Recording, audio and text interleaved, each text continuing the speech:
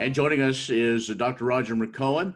Time now for another Ag in the courtroom. As boy, it seems like there's always things to talk about. Dr. McEowen, thanks for joining us. Mhm. Good to be with you, Ken. And Well, you're right, there always are things in the agricultural law and tax world. It's never stops. I don't know if that's good or bad, but as long as we can kind of protect the interest, I think that's what we want to do. But Right. that's one of the things that we want to talk about, at least in this first segment, is something that's been in the works for quite a while, and dealing with the Packers and Stockyards Act and an amendment that has been made.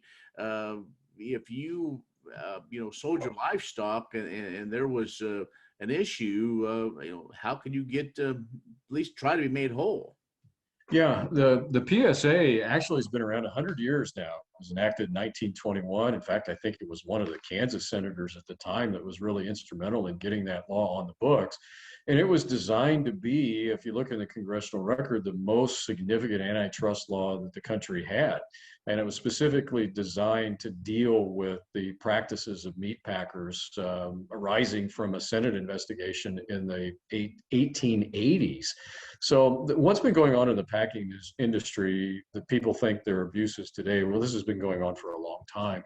But one of the things that was put in the original PSA was several rules to make sure that cash sellers of livestock had some protection. One was a prompt payment rule, and another rule was a statutory packer trust. So if I sold as a cash seller of livestock, cattle, for example, to a meat packer that's covered by the PSA, and the meat packer went bankrupt, then my cash proceeds that I was to receive were to be held in a trust outside of the bankruptcy and wasn't caught up in the bankruptcy estate, so I would get paid.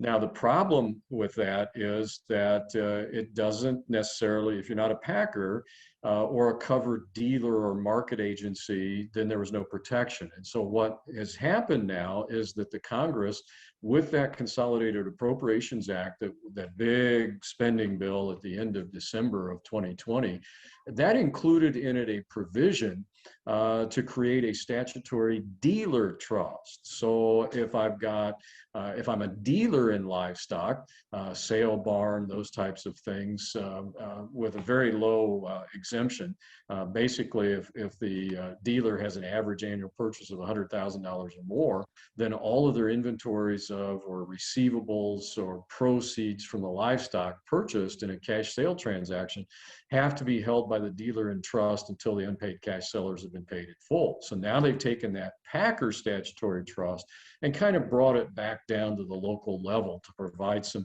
protection for cash sellers to these local dealers, the sale barns, those types of things, that a deal that had more than $100,000 in annual purchases. And that's a pretty low threshold. So it's a good thing. I think this is going to provide additional protection for cash sellers. Well, right, and it's something that maybe give them more assurance as still something that's very important. So, well, Dr. McEowen, let's take a break. We're talking with Dr. Roger McEowen, who is an ag law and taxation professor at the Washburn School of Law. We'll have more in just a moment.